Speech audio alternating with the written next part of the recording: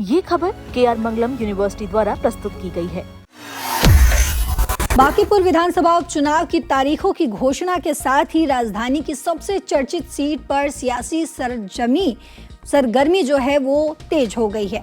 भारत निर्वाचन आयोग के कार्यक्रम के अनुसार 30 जुलाई को मतदान होगा, जबकि 3 अगस्त को मतगणना के बाद नतीजे घोषित किए जाएंगे। भाजपा के राष्ट्रीय अध्यक्ष नितिन नवीन के राज्यसभा में जाने के बाद इस्तीफे से खाली हुई इस सीट पर सभी प्रमुख दलों की नजरें टिकी हुई हैं। हालांकि अभी तक तेज प्रताप यादव की पार्टी जेजेडी को छोड़कर किसी भी दल ने अपने उम्मीदवार की घोषणा नहीं की है। तेज प्रताप ने पहले ही वीणा मानवी को चुनाव मैदान में उतारने का ऐलान कर दिया है। दूसरी तरफ भाजपा, राजद और जनसुराज ने अपने पत्ते नहीं खोले हैं। बांकीपुर उपचुनाव को लेकर सबसे अधिक चर्चा जनसुराज और उसके सूत्रधार प्रशांत किशोर को लेकर है। पिछले कुछ दिनों से वो लगातार क्षेत्र में सक्रिय हैं और सभाएं कर रहे हैं। उन्होंने हाल ही में एक जनसभा में कहा था कि अगर उनके चुनाव लड़ने से भाजपा को हार मिलती है तो वो बांकीपुर से चुनाव लड़ने के लिए तैयार हैं।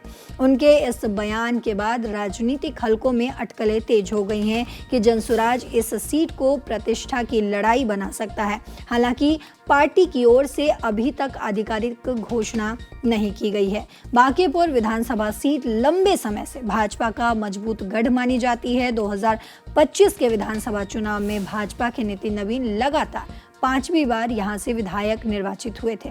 उन्होंने राजद उम्मीदवार रेखा कुमारी को लगभग 50,000 मतों के बड़े अंतर से हराया था। इसी सीट से जीतकर नितिन नवीन बिहार सरकार में मंत्री भी बने। बाद में राज्यसभा के लिए निर्वाचित होने के बाद नितिन नवीन ने विधानसभा की सदस्यता से इस्तीफा दे दिया, जिसकी वजह से यहाँ उपचुनाव कराया जा रहा है। भाजपा की परंपरागत सीट होने के कारण इस बार उम्मीदवार को लेकर पार्टी काफी मंथन कर रही है। राजनीतिक गलियारों में कई नाम चर्चा में हैं। इनमें पार्टी के राष्ट्रीय प्रवक्ता डॉक्टर जय आलोक, बिहार राज्य धार्मिक न्यास बोर्ड के अध्यक्ष डॉक्टर रणवीर सिंह नंदन और कुम्हार के पूर्व विधायक के पुत्र का नाम प्रमुख रूप से लिया जा रहा है। राजनीतिक विश्लेषकों का मानना है कि बांकीपुर विधानसभा क्षेत्र में कायस्थ मतदाताओं की अच्छी संख्या है। चर्चा में शामिल तीनों संभावित चेहरे इसी समाज से आते हैं। राजधानी पटना की बांकीपुर सीट राजनीतिक रूप से बेहद अहम मानी जाती है। भाजपा के लिए ये अपनी मजबूत पकड़ बनाए रखने की चुनौती होगी।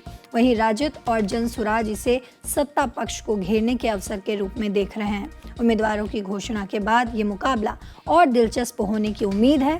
महागठबंधन की ओर से भी अभी उम्मीदवार के नाम पर अंतिम फैसला नहीं हुआ है।